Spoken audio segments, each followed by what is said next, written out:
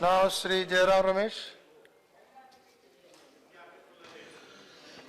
Thank you, Mr. Deputy Chairman, sir. We are returning to the budget debate after almost over a month. The budget has become part of history. All the criticisms have been made. All the spin has been introduced. All the political dividend that had to be got has been obtained. And we are now discussing the debate and discussing the budget. So what I would like to do today, sir, is not get into the usual game of numbers, but look at some broader aspects, the background to which the budget has been formulated, and raise 5 questions, which I hope the Finance Minister will respond to in the course of his speech. First, I'd like to talk about the economic situation. Second, I'd like to revisit demonetization. Third, I want to say a few words on black money. Fourth, I'll say something on Aadhaar, because that is the anchor for all the delivery of social programs. And fifth, I'll have some questions to raise on some philosophical underpinnings of this year's budget. First, the economic background. So I'm not going to get into a debate on whether growth is 7.1% or growth is 7%. The statisticians and the experts will discuss that. But I'm more worried about the general trend of where growth is headed. And sir, it is no exaggeration to say that growth has not accelerated. Growth has not sharply decelerated, according to the numbers, but growth is very subdued. I think this conclusion cannot be denied by anybody belonging to any political party. The UPA government, over a 10-year period, averaged a GDP growth of 7.4% per year, and we are somewhere now in the 7 to 7.5% range. What happens in the next quarter will be revealed a few weeks from now, but it would not be an exaggeration to say that the growth sentiment is subdued. So the Chinese Prime Minister, Li Keqiang, never believed the GDP numbers of China. And he had his own 3 indicators for how well or how bad China is doing. And this is now in economics called the Li Keqiang indicators. What are these indicators? 1, railway freight. 2, bank credit. And 3, electricity consumption. These are the 3 indicators the Chinese Prime Minister uses. He doesn't believe his government's GDP numbers, but he uses these 3 indicators. So my request to the Finance Minister is to use these 3 indicators: bank credit, electricity consumption, and railway freight. If you use these 3 indicators, you get a completely different picture than what the GDP growth numbers give you.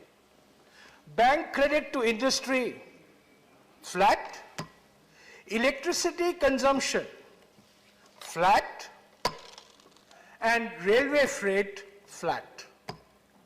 So actually, sir, the economic background to this budget is not an economy that is booming, is also not an economy that is going bankrupt, but it's an economy in which investor confidence has come down very significantly. Why do I say this, sir? For the first time in 14 years, the gross fixed capital formation has fallen. For the first time in 14 years since the year 2002, which is an index of investment. The investment rate as a proportion of GDP, which was about 34% 5 years ago, has fallen to 29%. So the sum and substance is investor sentiment is subdued. Investor sentiment is not buoyant to create growth. Now, whether the election results of UP will provide the tonic for investor sentiment, whether the passage of the GST bill or the bills will provide the tonic for the investor sentiment, time alone will tell. But I think the finance minister owes it to himself to acknowledge that today the crisis in the Indian economy is one of investor sentiment, is one of investor confidence, and there is need to restore that sentiment and restore that confidence if growth has to come back to the 7.5% to 8% trajectory that the UPA government left when it left office. So my second point is on demonetization. Now, a lot of debate has taken place, and the ruling party will undoubtedly look at the UP election results as a vindication of the demonetization drama. Sir, it's beyond doubt that demonetization was a psychological shock. It is beyond doubt that demonetization may well have been a very smart political strategy. But I still maintain that demonetization is based on spurious and dubious economic logic. There is no country in the world, barring Burma, North Korea, and a collapsing Soviet Union, that adopted demonetization as a strategy. But be that as it may, on the 8th of November, demonetization was announced, and 15.44 lakh crores of rupees was demonetized. What was the expectation that day? The expectation was that out of the 15.44 lakh crores, some 4 lakh crores will not come back to the banks. This is black money. This would be immobilized, and we can then tell the country that 4 lakh crores of black money has been destroyed. So till today, as I speak, on the 16th of March 2017, till today the finance minister has not told us how much of the 15.44 lakh crores has actually come back to the banks. In fact, there is speculation that more than 15.44 has actually come back to the banks. But be that as it may, I think the finance minister owes it to the country to tell us how much of the 15.44 lakh crores has actually come back to the banking system. So he gave some hint in his budget speech. What did he say in his budget speech? He said that roughly 1.8 lakh accounts have been opened and about 4.9 lakh crores has been deposited in these 1.8 lakh accounts. Now, he did not say whether these are individual accounts or corporate accounts, so we don't know. Now, many people have made the assumption that this money is black money. But actually, sir, we don't know. This is contested money. Notices will be issued. The income tax department will investigate how much of this 4.9 that has come in is black, how much can be explained. So we don't know. It will take months. So as of now, we have no way of knowing how much of the 15.44 lakh crores that was demonetized on the 8th of November 2016 has actually come back to the banks. And I would request the finance minister to please give us a number which will help us to understand what is the economic impact of demonetization. So let me now turn to black money. Now, the motivation for demonetization was to curb black money. And ever since this government came to power, there has been this great propaganda that we came to power and within 1 week we set up an SIT for black money. So I would like to remind the treasury benches, and I would also like to remind the members of this House, that on the 4th of July 2011, the Supreme Court passed an order. This was a case, this was a petition made by an honorable member of the Rajya Sabha, Mr. Ram Jethmalani, and on his petition, the Supreme Court passed an order on the 4th of July 2011 that an SIT should be constituted for black money, and the Supreme Court also said it must be headed by Mr. Justice B.P. Jeevan Reddy should be the chairman, and Justice M.B. Shah should be the vice chairman. This is on the 4th of July 2011. So the government of the day, the Honorable former Prime Minister is here. The former Finance Minister is now the President of India. The government of the day took a conscious decision that fighting black money is the job of the government of India. It is the job of the Finance Ministry. It is the job of the Enforcement Directorate. It is the job of the Income Tax Department. This is an executive function, and there is no role for an SIT. This was the philosophy of the government. The government rightly said, सुनिए मेघवाल जी, सुनिए, अभी आ रहा हूं और कुछ बताऊंगा आपको, आपकी जानकारी में नहीं है क्योंकि आप नए आए हैं अभी. The government of the day said that this is an executive function and we will discharge this function of unearthing black money. So what did the government do? After the Supreme Court order, the government of the day set up a multi-agency task force, and on the 21st of May 2012, Shri Pranab Mukherjee presented a white paper on black money in the Lok Sabha. So I don't know whether Mr. Meghwal has actually seen a copy of this white paper. This is on the 21st of May. It was a 100-page white paper, the most comprehensive, most exhaustive analysis of the black money problem in India. This was presented by Mr. Pranab Mukherjee in the Lok Sabha. Now, after this black money white paper was presented, the government of the day started anti-black money operations.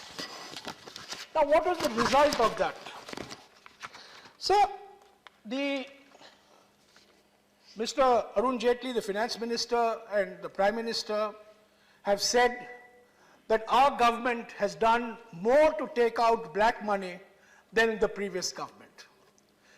Before November 8, 2016, by the Finance Minister's own admission, the government of Mr. Narendra Modi had unearthed 1,25,000 crores worth of black money. This is not my number. This is a number given by the Ministry of Finance, that from the 26th of May 2014 till the 8th of November 2016, the NDA government unearthed 1,25,000 crores of black money. How much did the UPA government unearth? So it's a legitimate question to be asked, and I tried to get this information from various sources, and it was very difficult for me to get this information. But finally, sir, I discovered the best source, which is a parliament question. A parliament question was asked in the Lok Sabha on the 28th of November 2014. UPA was not in power. NDA was in power.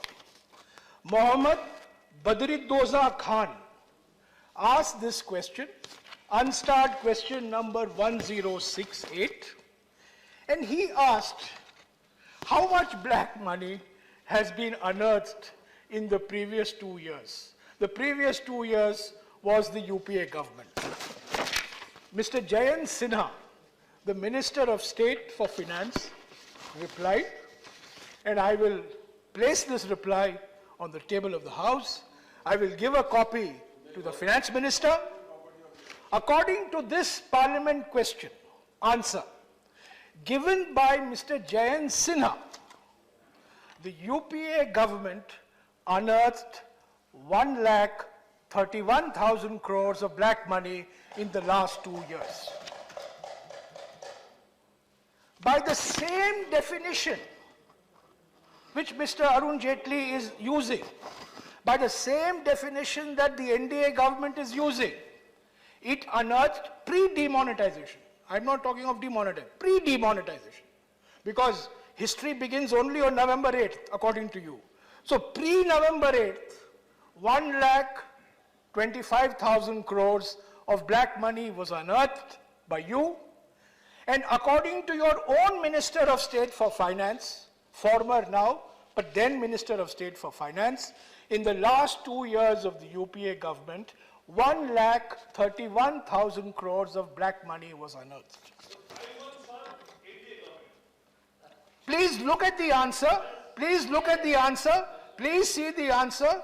And please don't haul Mr. Jayant Sinha up again for giving this answer, because he has given the facts. These facts bring out the truth, that contrary to what the propaganda that has been put out, that we came and suddenly we unearthed all the black money, is simply going contrary to facts. The last 2 years of the UPA government unearthed more black money. This is the post-white paper after the SIT. Now I'll come to the SIT. So on May 1st, 2014, May 1st, 2014, remember elections are on. May 1st, 2014, the Supreme Court passes an order saying Justice M.B. Shah should be appointed chairman of the SIT, and government is given 3 weeks to constitute this SIT. On the 16th of May, the results come out. The UPA government is an outgoing government. On the 23rd of May, by which time the NDA government has come, the NDA government requests the Supreme Court, give us 1 week more and we will set up an SIT. So why am I saying all this? Because every time the finance minister and the prime minister speak, they say, हम आए और एक हफ्ते के अंदर हमने SIT का form का हमने SIT का we formed the SIT. You converted a virtue, you converted a necessity into a virtue. आप पर दबाव था, सुप्रीम कोर्ट ने कहा था, एक हफ्ते के अंदर आप करिए, आप कर नहीं पाए. सर आप सुनिए, जब ये तथ्य निकलते आते हैं ना, तो बड़ा अनकंफर्टेबल होता है. So this was the propaganda, that we came and we set up the SIT. So they had no option but to set up the SIT, because the Supreme Court had given them less than 1 week to do so. However, I agree that there was a difference between the UPA and the NDA. The UPA said unearthing black money is the job of the government. The NDA said it is the job of the SIT. That's a genuine difference of opinion. In a democracy, differences of opinion exist. And I believe the government of the day was right in 2011 and in 2012 to say that the job of the Enforcement Directorate, the job of the DRI, the job of the Income Tax Department, if the SIT is going to do all this, then all these departments might as well be closed and the Finance Ministry can go on a holiday. So I think there is need for bringing some balance into this debate. It is not as if the previous government did not unearth black money. It's not as if the previous government did not take the issue of black money seriously. It did, and it had better results than the pre-demonetization results of the NDA. What the demonetization results are, as I said, we still do not know. So let me now come to Aadhaar, which is my fourth point. Because much has been made about Aadhaar. And Aadhaar is going to be the anchor for the delivery of all social welfare programs. So I welcome this. It was Dr. Manmohan Singh's government that started the Aadhaar initiative, and it is Mr. Narendra Modi's government which is taking it forward. And that's the way good programs should always be looked at. One government starts something, the successor government continues with it. I'm also very happy that finally the Prime Minister has seen the writing on the wall and expanded the allocation for the Mahatma Gandhi National Rural Employment Guarantee Act, which he some months ago claimed was a monument to incompetence of the Congress party. I'm glad that he's changed his views. And not only has he changed his views on Narega, but he's also changed his views on GST. Because we know what his views on GST were when he was Chief Minister of Gujarat. Now, of course, he thinks that GST is answer to all of India's economic problems. So sometimes, it's better late than never. So on Aadhaar, as I said, the previous government started the Aadhaar. This government is taking it forward. But sir, I'm very worried at the manner in which the Aadhaar initiative is being implemented. Now, why do I say this? Sir, there are a series of Supreme Court judgments. On the 11th of August, 2015, 11th of August 2015, the Supreme Court said that Aadhaar will be used only for PDS and only for distribution of LPG and kerosene. This is a Supreme Court order. Aadhaar will not be made mandatory, Aadhaar will be voluntary, and it will be used only for distribution of food grains, and it would be used for distribution of kerosene and LPG. So, then, that was 11th of August 2015. On the 15th of October 2015, the Supreme Court gave a second order which said that in addition to PDS, schemes like Mahatma Gandhi National Rural Employment Guarantee Scheme, National Social Assistance Program, old age pensions, widow pensions, disability pensions, Prime Minister's Jan Dhan Yojana, and Employees Provident Fund Organization can also use Aadhaar. Second Supreme Court order expands the programs, but still Aadhaar is not mandatory, Aadhaar is voluntary. There is a third Supreme Court order. So how many Supreme Court orders is this government going to violate? This is a third Supreme Court order which comes out on the 14th of September 2016, which directs the government to remove Aadhaar number as a mandatory condition. On the 14th of September 2016, it asks the government to remove Aadhaar as a mandatory condition for number of schemes like the scholarship scheme. So the short point is, Aadhaar was meant for the delivery of social welfare programs. Aadhaar was meant to eliminate fake and duplicate identity. But what has happened in the last couple of months is that Aadhaar has kept on expanding. And unfortunately, the Minister for Human Resource Development is not here. It is a gross travesty. It is criminal, in fact, to say, as this government has said, I'm glad he has come back, that Aadhaar will be used for midday meal program also. I mean, it's absolutely amazing. And it is only after there was a furor that, one second, no, sir, no, I am not yielding. Sir, I am not yielding. I am not yielding.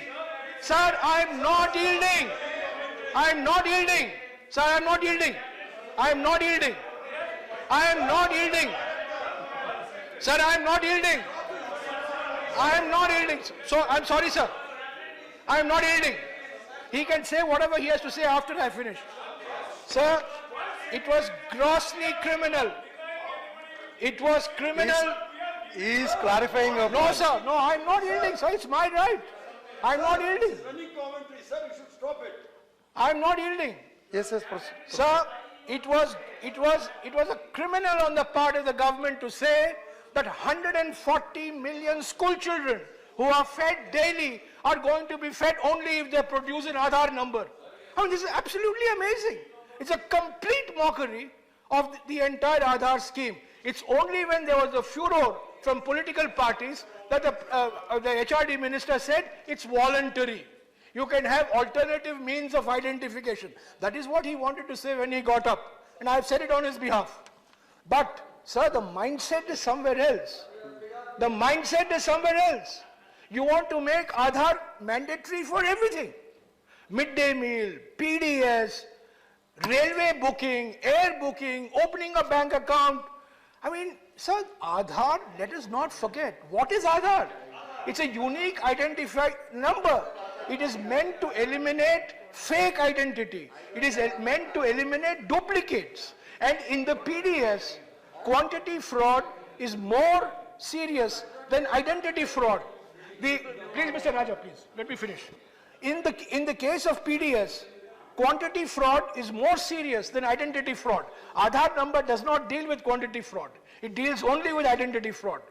So the Parliament, this House, passed the Aadhaar bill with amendments. It went to the other House. Naturally, because it was a money bill, that was rejected. And I still believe that the Aadhaar Act that was finally notified requires some modification to make it absolutely clear that Aadhaar is not mandatory, it is voluntary, and that Aadhaar is going to be used in a calibrated manner for ensuring fake identity and duplicate identity does not lead to wastage in subsidy programs, in pension programs, in scholarship programs, and in the distribution of food grains. I think we should return to the original conception of Aadhaar and not look at Aadhaar as a complete answer to all of India's problems. So my final point. So this budget is based on certain assumptions. Now, one of the assumptions that this budget has been based on is that we will transfer 42% of all the tax revenues to the states, and the states will start investing more in education, in health, in nutrition, and so on. So, I welcome this. It is no great favor that this government has done, because this was a recommendation of the 14th Finance Commission that 42% should be given to the states. There was a minority opinion that it should be 38%, but this government adopted the 42% recommendation, and it has been generally welcomed that states should get more money. But what has this government done simultaneously? They give 42% in one pocket, but through the other pocket, they have changed all the sharing norms. 60-40 now. What was 75-25 has become 60-40. So West Bengal, Shugendra Babu, West Bengal is getting 42% in one route. But for many other programs like health and education, instead of bearing 25%, you are now bearing 40%. Sir, what has happened as a result of this 42%, which I wholeheartedly welcome, is that states are spending more money to give more money back to the center. This is what is happening. States have not increased their expenditure. Dr. C.P. Thakur is a member of the Standing Committee on Health. He is a very distinguished health professional himself. He knows the discussions that have happened. States like Jharkhand, even states like Maharashtra, advanced states, have not increased their expenditure or investment in social sectors. What has happened is they've got more money, but simultaneously the government has either changed the 75-25 to 60-40 or has abolished some schemes altogether, like the Backward Regions Grant Fund. 17 out of 24 districts in Jharkhand, 18 out of 30 districts in Odisha, 3 districts in Bengal, 18 districts in Chhattisgarh, getting money for infrastructure. That whole program is abolished. States are bound to pick up the slack. So please, as a result of this 42%, please revisit this. And please make sure, my request to the Home Minister, to the Finance Minister is that please make sure that the objective of 42% is actually being met, which is states spend more on education, states spend more on health, states spend more on nutrition, without necessarily getting into repaying the center more by changing of this formula, as I have said for many programs, from 75-25 to 60-40. Similarly, sir, plan, non-plan distinction has been abolished. So this debate took place when Dr. Manmohan Singh was the Deputy Chairman of the Planning Commission. This debate took place when Dr. Manmohan Singh was Finance Minister. This debate took place when Dr. Manmohan Singh was Prime Minister. So it's been going on, but finally, plan, non-plan distinction has been abolished. It has been welcomed generally, but there are some serious consequences of this.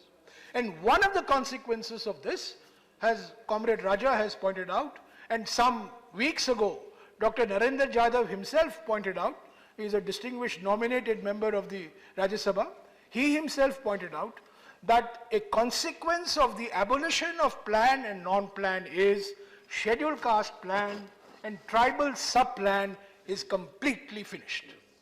Now, the Narendra Jadhav guidelines, when Dr. Manmohan Singh was the Prime Minister, Narendra Jadhav headed a committee which said 16.2% of all plan allocation would be for scheduled castes and 8.6% of all allocations should be for scheduled tribes. Now, what has happened? There must be an alternative system put in place. The whole idea of the scheduled caste plan, the whole idea of the tribal sub-plan is to earmark funds for specific activities. In this case, scheduled castes and scheduled tribes. And sir, I'm afraid to say that however welcome the abolition of the distinction between plan and non-plan is, one unfortunate consequence of this is the complete debasement of the scheduled caste and scheduled tribe sub-plan, and I request the Finance Minister to revisit and find an alternative way of ensuring and earmarking the allocations for scheduled castes and scheduled tribes. So there are some other points as far as the budget is concerned, which I don't want to get into in some detail because, as I've said, the time for criticizing the budget is over. We're now discussing the budget in a calm and reasoned manner. My final point would be that to the Finance Minister, because he is, after all, sir, he is the master of spin. So the time for spin is over.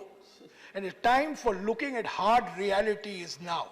The hard reality is that the economy is subdued, investment sentiment is subdued, investor sentiment is subdued, and I think he should address some of the structural issues of the economy rather than claiming great victory on the budget as exemplified by the election results. I do not believe that the election results in any way negate the conclusion that demonetization may have been a smart political move, but has been a singularly disastrous economic move. Thank you.